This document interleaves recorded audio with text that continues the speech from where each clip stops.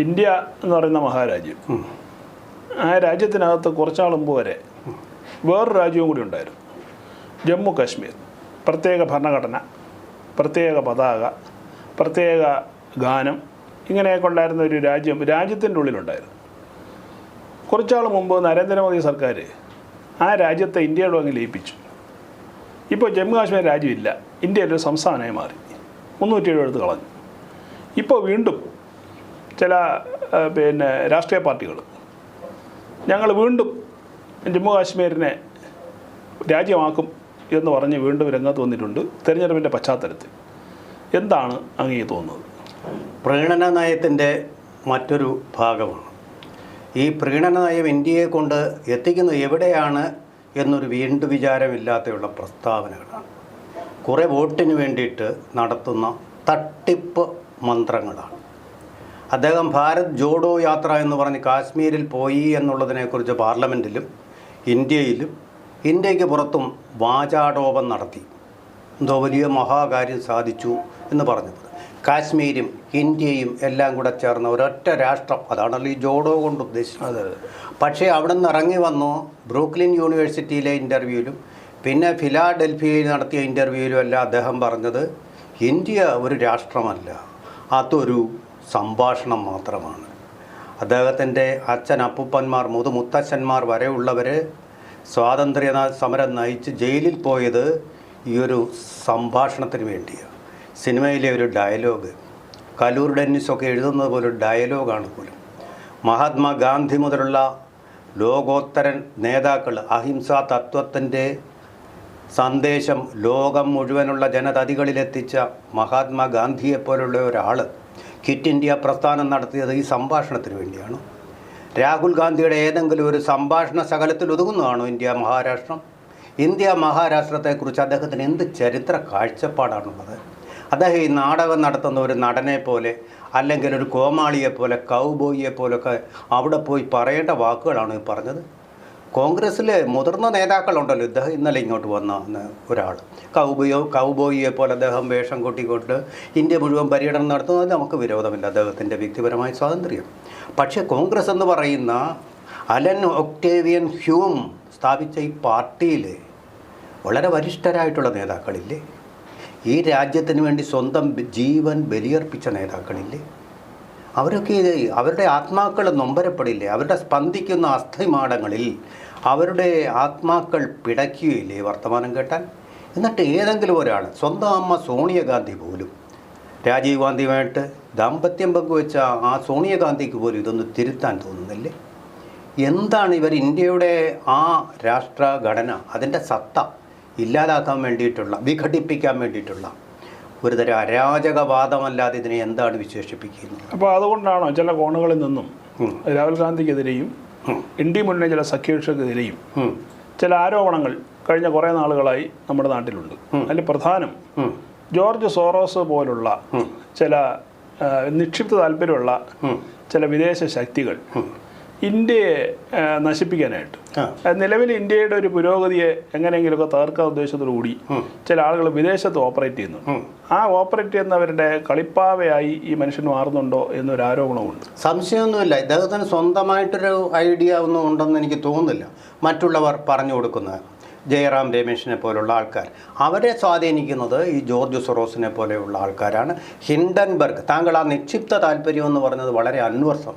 നിക്ഷേപ താല്പര്യങ്ങളാണ് അവർക്ക്. ഇന്ത്യയിൽ നിക്ഷേപം കൂടുതൽ വേണം. അദാനിയേക്കാൾ കൂടുതൽ നിക്ഷേപം ഇവരുണ്ടാക്കാൻ, അദാനിയെ ഇവിടുന്ന് കെട്ടുകെട്ടിക്കാൻ വേണ്ടിയിട്ട്, അദാനിയെ നശിപ്പിക്കാൻ തന്നെ ഗൂഢാലോചന നടത്തി. പരസ്യമായിട്ട് ഇവർ പറയുകയും ചെയ്തു അവർക്ക് ഷോർട്ട് ടേം സ്കീംസ് ഉണ്ട്, ഷോർട്ട് ടേം സെല്ലിംഗ് ഇന്ത്യയിൽ നടത്താൻ അവർ സത്യസന്ധമായിട്ട് ആ കാര്യം പറഞ്ഞു. അപ്പം നമുക്ക് വളരെ വ്യക്തമാണ് അവരുടെ താല്പര്യം എന്താണ്. അപ്പോൾ ഇത് ഇവരുടെ താളത്തിനൊത്ത്, ഇവരുടെ ചരടുവലിക്കൊത്ത് തുള്ളുന്ന ഒരു പാവയായിട്ട്, ഒരു ഇന്ത്യയുടെ ഭാവി പ്രധാനമന്ത്രിയായിട്ട് ഗ്രൂം ചെയ്യപ്പെടുന്ന ആൾ നിന്നു കൊടുക്കുക എന്ന് പറഞ്ഞാൽ, അദ്ദേഹം അധികാരത്തിൽ വരുമ്പോൾ ഈ രാഷ്ട്രത്തിൻ്റെ സ്ഥിതി എന്തായിരിക്കും? അചിന്ത്യമല്ലേ അത്? ഇപ്പോൾ തന്നെ വിഘടനത്തിന് വേണ്ടിയിട്ടുള്ള ആസൂത്രണങ്ങളെ രഹസ്യമായിട്ട് നടത്തുന്ന ആൾക്കാരൊക്കെ കേരളത്തിലുമുണ്ടെന്നുള്ളത് നമുക്ക് പകൽ പോലെ വ്യക്തമായി കഴിഞ്ഞിട്ടില്ലേ? ശക്തമായിട്ടുള്ള ഒരു നേതൃത്വമില്ലെങ്കിൽ, ഒരു സെൻട്രിപീറ്റൽ നേതൃത്വമില്ലെങ്കിൽ ഇന്ത്യയെ തരിപ്പണമാക്കാൻ വേണ്ടി അതിർത്തികളിൽ മണിപ്പൂർ തൊട്ട് ആ നോർത്ത് ഈസ്റ്റ് മുഴുവൻ തന്നെ ധാരാളമായിട്ടുള്ള ആൾക്കാർ ഗൂഢാലോചന നടത്തിക്കൊണ്ടിരിക്കുന്നത്. ഇത്തരം ഒരു സന്ദർഭത്തിൽ ഇത്തരം ലൂസ് ടോക്സ് നടത്തുന്ന, സംഭാഷണങ്ങൾ നടത്തുന്ന ഒരു നേതാവ് കാശ്മീരിൽ, അതാണ് അതിൻ്റെ ഒരു ഭീഷണി. NCPയും കോൺഗ്രസും കൂടെ ഐക്യം പങ്കിട്ടാൽ, സീറ്റുകൾ ഷെയർ ചെയ്താൽ ഒരു പക്ഷേ കാരണം മതവികാരം കൊണ്ട് വ്രണതരായിട്ടുള്ളവരാണ് അവിടുത്തെ ആളുകൾ. എല്ലാം ബ്രാഹ്മണരായിരുന്നു, പണ്ഡിറ്റുകളായിരുന്നു. പണ്ഡിറ്റുകളെയെല്ലാം കശാപ്പ് ചെയ്തും പേടിപ്പെടുത്തിയും അവരവിടെ നിന്ന് ഓടിച്ചു. ആ 90കളിൽ നിശബ്ദമായിരുന്ന ഭരണത്തിലിരുന്ന് അത് കണ്ടുകൊണ്ടിരുന്നു കോൺഗ്രസ്. അതേ കോൺഗ്രസിൻ്റെ പ്രതീകമായ ഐക്കോണായ രാഹുൽ ഗാന്ധി ഇന്ന് വീണ്ടും ചെന്ന് പറയുന്നു, ഞങ്ങൾ ഈ 370 കൊണ്ടുവരും.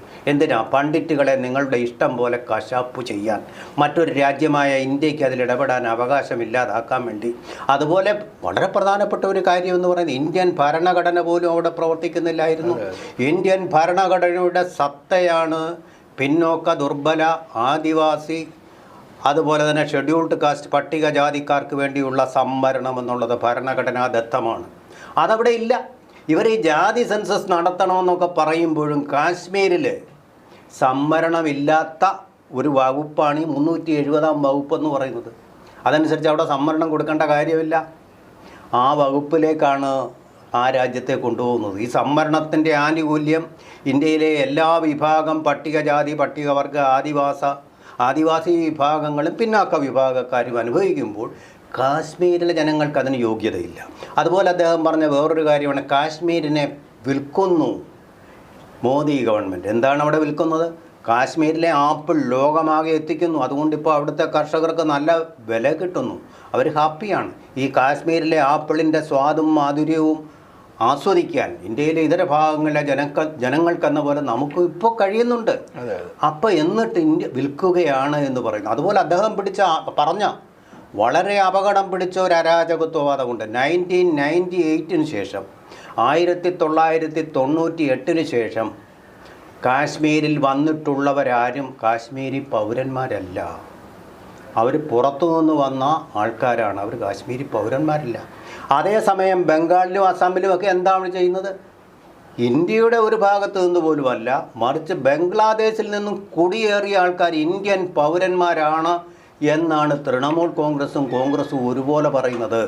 അതിൻ്റെ ഫലമായിട്ടാണ് അസമിലെ ജനസംഖ്യ എന്ന് പറയുന്നത് ഹിന്ദു ഭൂരിപക്ഷമായിരുന്നു.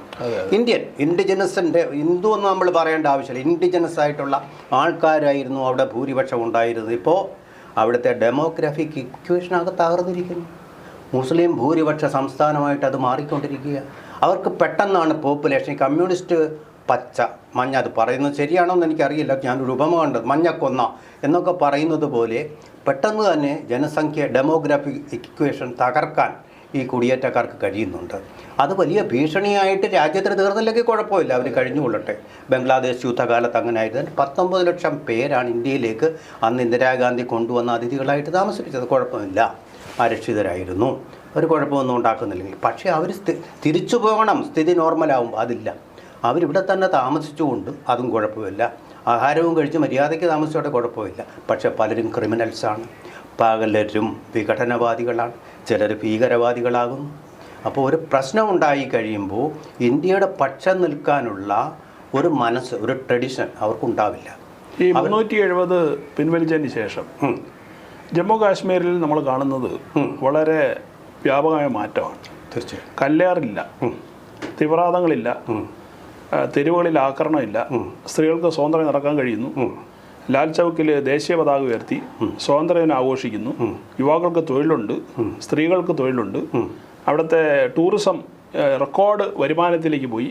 ഇതൊക്കെയാണോ രാഹുൽ ഗാന്ധി അസ്വസ്ഥമാക്കുന്നത്? തീർച്ചയായിട്ടും അത് അദ്ദേഹത്തെ അസ്വസ്ഥമാക്കുന്നുണ്ട് എന്ന് മാത്രമല്ല, അവിടെ വീണ്ടും വിഘടനവാദം വരാൻ വേണ്ടി അദ്ദേഹം വഴിമരുന്ന് ഇട്ടിട്ടുകൊണ്ടിരിക്കുകയാണ് ഈ വാചകോടിയിൽ. ഇങ്ങനെ സമാധാനം, ഈ രാഹുൽ ഗാന്ധിക്ക് അവിടെ പോയി ഇങ്ങനെ സംസാരിക്കാൻ സാധിച്ചത് മോദി അതെ ഈ 370 പിൻവലിച്ചത് കൊണ്ടാണ്. തീർച്ചയായിട്ടും. അല്ലെങ്കിൽ ബുള്ളറ്റുകൾ പൊട്ടിയനെയും യാതൊരു ദൈന്യമില്ല. ഇയാളൊരു ഹിന്ദു ആണെങ്കിൽ കൊന്നിരിക്കും. ഇയാൾ എന്താ പറയുന്നതെന്ന് നോക്കില്ല. അവർക്ക് അവരുടെ പോപ്പുലേഷൻ മാത്രം മതി, അവരുടെ ആൾക്കാർ മാത്രം മതി. അതാണ് തീവ്രവാദികളുടെ മനസ്സ്. മനസ്സിലായില്ലേ? JKLF ആയാലും ഒക്കെ അങ്ങനെ ആയിരുന്നു. എവിടെ ഇപ്പോൾ JKLF അടിച്ചൊതുക്കിയില്ലേ? പലായനം ചെയ്യേണ്ടി വന്നില്ലേ?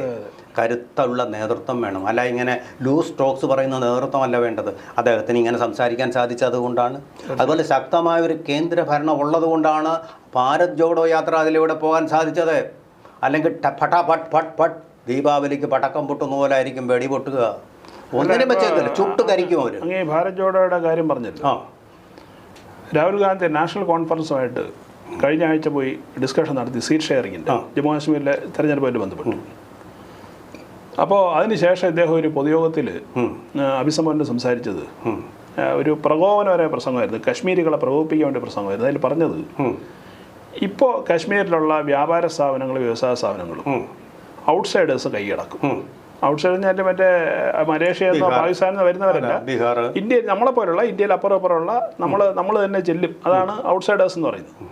അപ്പോൾ അതായത് പുറത്തു നിന്നുള്ളവർ. അപ്പോൾ ഈ പുറത്തു നിന്നുള്ളവർ ഇദ്ദേഹം ഉദ്ദേശിച്ചത് എന്ത് അടിസ്ഥാനത്തിലാണ്? കാര്യം വയനാട് വന്ന് ഈ മനുഷ്യൻ മത്സരിച്ചത് ഇവിടെ ആളുകൾ വോട്ടെടുത്ത് ഇയാൾ പുറത്തുള്ളവരെ നോക്കിയിട്ടല്ലല്ലോ. അല്ല. അപ്പോൾ നമ്മൾ പിന്നെ ഇവിടെ വന്ന് മത്സരിക്കുമ്പോൾ ഇയാൾ രാജ്യത്തകത്തുള്ളവനാണ് എന്നുള്ള ബോധത്തിലാണ് കൊടുത്തത്. ഇതേ മനുഷ്യൻ കശ്മീരിൽ പറയുന്നു മറ്റൊരു പുറത്തുള്ളവരെന്ന്. ഈ ഒരു ഡബിൾ സ്റ്റാൻഡേർഡ് അല്ലെങ്കിൽ ഈ കുത്തിത്തിരിപ്പ് രാഷ്ട്രീയം ഇന്ത്യ ഇനി വെച്ച് പൊറപ്പിക്കുന്നതിൽ അർത്ഥമുണ്ടോ? ഡബിൾ സ്റ്റാൻഡേർഡ് എന്ന് മാത്രമല്ല, തികഞ്ഞ ഉത്തരവാദിത്തരാഹിത്യം. ഇദ്ദേഹം ഡ്യുവൽ സിറ്റിസൺഷിപ്പ് ഉള്ള ആളാണെന്നാണ് സുബ്രഹ്മണ്യൻ സ്വാമി ഇപ്പോൾ കേസ് കൊടുത്തിരിക്കുക. നിലവിലുള്ള കേസ് കോടതി വിധി പറയട്ടെ. ബ്രിട്ടീഷ് സിറ്റിസൺഷിപ്പ് ഉണ്ട്. ആ പേരിലെ ഒരു കമ്പനി അദ്ദേഹം അതിൻ്റെ ഡയറക്ടർ ബോർഡ് മെമ്പറാണ് അദ്ദേഹം എന്നാണ് പറയുന്നത്. അതുപോലെ സോണിയാഗാന്ധിയോ ഇന്ത്യൻ പൗരയാണ്. അവർ പ്രധാനമന്ത്രിയാവാൻ ചെന്നപ്പോൾ മഹാനായ APJ അബ്ദുൽ കലാം പറഞ്ഞ തടസ്സം ഇതായിരുന്നു: ഇന്ത്യൻ സിറ്റിസൺഷിപ്പ് ശരിയായിട്ടുള്ളത് നിങ്ങൾക്കില്ല. അതുകൊണ്ടാണ് പ്രധാനമന്ത്രി ആവാൻ വേണ്ടി സത്യപ്രതിജ്ഞയാവാൻ വേണ്ടി പോയാൽ അതുപോലെ തിരിച്ചു വരേണ്ടി വന്നത്.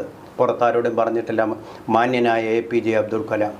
അപ്പോൾ അങ്ങനെ സംശയകരമായ പൗരത്വമുള്ള ഈ രണ്ട് പേര് ഇവിടെ ബീഹാറിൽ നിന്ന് വരുന്നവരെ വിദേശികളായിട്ട് കാണുവാണെങ്കിൽ ബീഹാറിൽ പോയി കാലുകുത്താൻ ഇദ്ദേഹത്തിന് അവകാശമുണ്ടോ? വയനാട്ടിൽ കാലുകുത്താൻ അവകാശമുണ്ടോ? ഔട്ട്സൈഡർ അല്ലേ? റായ്ബറയിലോ അമേത്തിയിലോ ശരി, നിങ്ങളുടെ കുടുംബ സ്വത്താണെന്ന് വെക്കാം. അതുപോലാണല്ലോ അവർ കാര്യം ചെയ്യുന്നത്. മറ്റ് സ്ഥലങ്ങളിലേക്ക് പോകുമ്പോൾ നിങ്ങൾ ഔട്ട്സൈഡർ ആവുന്നില്ലേ? എന്തൊക്കെയാണ് ഈ ഉത്തരവാദിത്വമില്ലാത്ത, രാഷ്ട്രീയ പക്വതയില്ലാത്ത ഒരാൾ കോൺഗ്രസ് ഇങ്ങനെ പ്രതിഷ്ഠിച്ചു വെച്ച്. ഇത് സിനിമയല്ല, നാടകമല്ല ഇങ്ങനെയുള്ള ഡയലോഗുകൾ കാച്ചാൻ. സുരേഷ് ഗോപിക്കോ മമ്മൂട്ടിക്കോ അല്ലെങ്കിൽ മോഹൻലാലിനോ ഒക്കെ ഇങ്ങനെ ഡയലോഗുകൾ കാച്ചാം. അതുപോലെ ഒരാളല്ല ഇന്ത്യയെ നാളെ നയിക്കേണ്ട ആൾ. ഇപ്പോഴത്തെ പ്രതിപക്ഷ നേതാവ്, ക്യാബിനറ്റ് റാങ്കുള്ള ആൾ, ഇന്ത്യയുടെ ഗവൺമെൻറ്റിൻ്റെ ചെലവിൽ എല്ലാ പ്രൊട്ടക്ഷനും കിട്ടുന്ന ഒരാൾ ഇങ്ങനെ സംസാരിക്കാൻ പാടില്ലായിരുന്നു. ഇന്ത്യയുടെ ഐക്യത്തിന് വേണ്ടി സംസാരിച്ചവരാണ്. അതിൽ തന്നെ കാശ്മീരിൽ ഇപ്പോൾ ഈ പ്രശ്നം ഉണ്ടായിരിക്കുന്ന അദ്ദേഹത്തിൻ്റെ മുത്തച്ഛൻ ചെയ്ത ഒരു അബദ്ധത്തിൻ്റെ പേരിലാണ്. അവിടെ ഹിതപരിശോധന നടത്തുമെന്നൊരു വാക്ക് കൊടുത്തതിൻ്റെ പേരിലാണ്. അല്ലെങ്കിൽ എന്ന് സർദാർ പട്ടേൽ ഉദ്ദേശിച്ചതുപോലെ ആയിരുന്നെങ്കിൽ കാശ്മീരിൽ ഈ പ്രശ്നവും ഈ തലവേദനയും ഇന്ത്യയിലെ ഇത്രയും ജനങ്ങളും അതിൻ്റെ പേരിൽ കൊല്ലപ്പെടുകയില്ലായിരുന്നു. അതായത് ജവഹർലാൽ നെഹ്റുവിൻ്റെ കുടുംബം, ആ ഒരു കുടുംബം നരേന്ദ്രമോദി എപ്പോഴും പറയുന്ന പോലെ ആ കുടുംബം എങ്ങനെയാണോ ഇന്ത്യയെ അടക്കി ഭരിച്ചത്, അതുപോലെ കശ്മീർ എന്ന രാജ്യം ഉണ്ടാക്കി അവിടെ ഒരു കുടുംബത്തെ ഏൽപ്പിച്ചു, അബ്ദുള്ളയുടെ കുടുംബത്തിന്. അപ്പോൾ അവിടെ താവഴികൾ, ഇവിടെയും താവഴികൾ. ഇപ്പോൾ അവിടെ ഒമർ അബ്ദുള്ളയാണ് ഇപ്പോൾ അവിടുത്തെ ഏറ്റവും പുതിയ അവകാശമായിട്ട് നിൽക്കുന്നത്. ഇവിടെ രാഹുൽ ഗാന്ധി. അപ്പോൾ പഴയതുപോലെ പണ്ട് മുത്തച്ഛൻ ചെയ്തതുപോലെ രണ്ട് രാജ്യമാക്കി മാറ്റി വീണ്ടും കുടുംബഭരണം നടത്താം എന്നുള്ള ചിന്തയിലുള്ള അത് ഇനി നമ്മുടെ ഭാരതീയർ അനുവദിക്കുമോ? പക്ഷേ വാസ്തവമാണ് പറഞ്ഞത്, വാസ്തവമാണ്. ഭാരതീയരെ അനുവദിക്കുകയോ ഇല്ലയോ എന്നുള്ളത് അവരെത്രമാത്രം ജനാധിപത്യ ബോധമുള്ളത് ആയിരിക്കും എന്നുള്ളതിനെ ആശ്രയിച്ച്. അവിടുത്തെ കാര്യം പറഞ്ഞത് ശരിയാണ്. ഷെയ്ഖ് അബ്ദുള്ള, അത് കഴിഞ്ഞ് ഫറൂഖ് അബ്ദുള്ള, ഇപ്പോൾ ഒമാർ അബ്ദുള്ള, അദ്ദേഹത്തിന് 2 ആൺകുട്ടികൾ ഇപ്പോൾ ഉണ്ട്, അവരെ ഗ്രൂപ്പ് ചെയ്തു. ഗാന്ധി കുടുംബം പോലെ പണ്ഡിറ്റ് ജവഹർലാൽ നെഹ്റു, ഇന്ദിരാഗാന്ധി, സഞ്ജയ് ഗാന്ധി കുറച്ചു നാൾ അദ്ദേഹം ആ കാലത്തിൽ പൊലിഞ്ഞതുകൊണ്ട് രാജീവ് ഗാന്ധിയെയാണ് വെച്ചത്. രാജീവ് ഗാന്ധി കഴിഞ്ഞിട്ട് രാഹുൽ ഗാന്ധിയും പ്രിയങ്ക ഗാന്ധിയുള്ള മത്സരം. ഇനിയിപ്പോൾ ആര് വരുന്നെന്ന് നമുക്കറിയില്ല. കുടുംബകലഹമൊക്കെ നമ്മൾ പുറത്തറിയുന്നില്ല. ഇനി അവർക്കും കുട്ടികളുണ്ട്. ഇതാ റോബർട്ട് വാദ്രയും കൂടെ വന്നിരിക്കുന്നു. അപ്പോൾ ഒരു ത്രിമുഖ പോരാട്ടമാണ് ഇപ്പോൾ അവിടെ നടന്നുകൊണ്ടിരിക്കുന്നത്. കുടുംബത്തിന് തീറെഴുതി കഴിഞ്ഞതുപോലെയാണ് കോൺഗ്രസ് വിചാരിക്കുന്നത്. അത് കഴിഞ്ഞൊരു നേതൃത്വം അവർക്ക് വേണ്ട.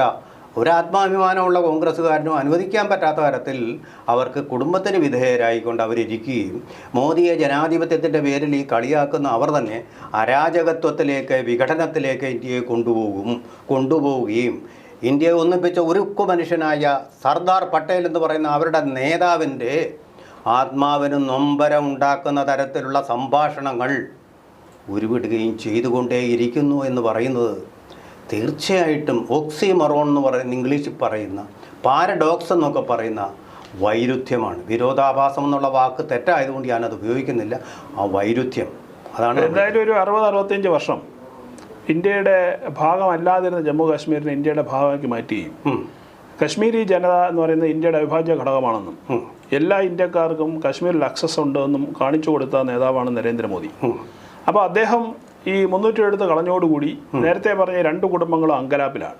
ആ അങ്കലാപ്പ് കഴിഞ്ഞ ദിവസത്തെ ഒരു ഒമർ അബ്ദുള്ളയുടെ ഒരു ഈ വോട്ട് ചോദിച്ചുള്ള പ്രചരണത്തിൻ്റെ ഒരു വീഡിയോ ഞാൻ കണ്ടിരുന്നു. അതിൽ അദ്ദേഹം തൊപ്പി ഊരി യാചിക്കുകയാണ്. ആളുകളുടെ വോട്ട് യാചിക്കുന്ന സാഹചര്യത്തിൽ ഒമർ അബ്ദുള്ളമാരെ കൊണ്ടുവരാൻ കഴിഞ്ഞു നരേന്ദ്രമോദിക്ക് എന്നുള്ളതാണ് ഏറ്റവും വലിയ വിജയം. കാര്യം അവരുടെ കുടുംബസ്വത്താക്കി വെച്ചിരുന്നതാണ്. അപ്പോൾ സ്വാഭാവികമായിട്ടും ഇനി വോട്ട് തെണ്ടി നടക്കേണ്ട ഒരു സാഹചര്യത്തിലേക്ക് ഇത് കൊണ്ടുപോയി എന്നുള്ളതാണ്. അതിന് കാരണം എന്ന് പറയുന്നത് കശ്മീരി ജനതയ്ക്ക് ഇപ്പോൾ തിരിച്ചറിവുണ്ടായി. ഇവരെ രാജ്യത്തിനെതിരെ കല്ലെറിയാനും ചെറിയ നക്കാപ്പിച്ച കാശ് കൊടുത്ത് കല്ലെറിയാനും ഒക്കെ പ്രോത്സാഹിപ്പിച്ച് അവരുടെ ജീവിതം നശിപ്പിക്കുകയായിരുന്നു കാശ്മീരി ജനതയ്ക്ക് മനസ്സിലായി. ആ തിരിച്ചറിവ് ഈ തെരഞ്ഞെടുപ്പിലും അവർ തീർച്ചയായിട്ടും അതിന് മറുപടി കൊടുക്കും എന്ന് നമുക്ക് പ്രതീക്ഷിക്കാം. മതി കൊടുക്കും എന്ന് പറയുമ്പോൾ അവിടെ ഒരു 35 സീറ്റ് എന്തായാലും BJPക്ക് ഉറപ്പാണ്. ഇപ്പോൾ ഉമർ അബ്ദുള്ള, ഫാറൂഖ് അബ്ദുള്ള ഗ്രൂപ്പ് എന്ന് പറയുന്നത് പാകിസ്ഥാൻ അനുകൂലമായിട്ട് നിൽക്കുന്ന ഒരു ഗ്രൂപ്പാണ്. തരം കിട്ടിയാൽ അവർ പാകിസ്ഥാൻ്റെ ഭാഗമായിട്ട് ഇതിനെ വെച്ച് കെട്ടും കാശ്മീരിൽ. അങ്ങനെയുള്ള വിശ്വസിക്കാൻ കൊള്ളാത്ത നേതാക്കന്മാരാണെന്നുള്ളത് വളരെ വ്യക്തമാണ്. PDPയുടെ ആളും മെഹബൂബ മുഫ്തി വലിയ മോശമൊന്നുമില്ല, പക്ഷേ അവരുടെ ശക്തി ക്ഷയിച്ചിരിക്കുന്നു. ഇപ്പോൾ ഈ കോൺഗ്രസും NCPയുമാണ് ഇവിടെ ശക്തമായിട്ടുള്ളത്. NCP ഇവിടെ നമ്മുടെ ശരത് പവാർ, നാഷണൽ കോൺഫറൻസുമാണ് അവിടെ ശക്തിയുള്ള കക്ഷികൾ.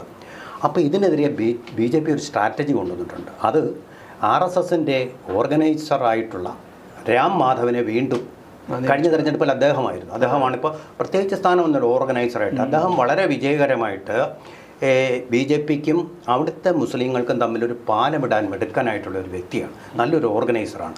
അദ്ദേഹത്തിൻ്റെ നേതൃത്വത്തിൽ അതിനു വേണ്ടിയിട്ടുള്ള ഇന്ത്യയുടെ ഭാഗമായി ശാശ്വതമായി നിലനിർത്താനല്ല, BJPക്ക് അവിടെ സീറ്റ് കിട്ടാൻ വേണ്ടിയിട്ടൊന്നുമല്ല. 35 സീറ്റ് അവർക്ക് ഉറപ്പാണ്, പ്രത്യേകിച്ച് ഈ ജമ്മുവിൽ.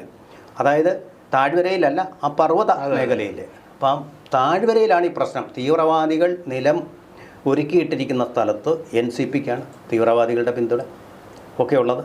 അതിനോടാണ് കോൺഗ്രസ് ചേരുന്നത്. തീവ്രവാദത്തെ അനുകൂലിച്ചുകൊണ്ടിരിക്കുകയാണ് അവർ ചെയ്തുകൊണ്ടിരിക്കുന്നത്. അല്ല, എന്തായാലും നമുക്ക് ഇങ്ങനെ ചുരുക്കാൻ തോന്നുന്നു. അതായത് കശ്മീരിനെ സംബന്ധിച്ചിട്ട് കശ്മീർ നമ്മുടെ ഭൂമിയിലെ സ്വർഗം നമ്മൾ വിശേഷിപ്പിക്കുന്ന പാരഡൈസ് എന്ന് പറയുന്ന ഒരു സ്ഥലമാണ്. സ്വാഭാവികമായിട്ടും ആ സ്വർഗത്തെ ഇനിയും ഈ പറഞ്ഞ കുതന്ത്രങ്ങളുടെ രാജകുമാരനായ രാഹുൽ ഗാന്ധിയും അവിടുത്തെ കുടുംബാധിപത്യത്തിൻ്റെ അപ്പോസ്തലനായ ഉമർ അബ്ദുള്ള നശിപ്പിക്കാതിരിക്കാനായിട്ട് സ്വാഭാവികമായിട്ടും കശ്മീരി ജനത ശ്രമിക്കും എന്ന് നമുക്ക് പ്രതീക്ഷിക്കാം.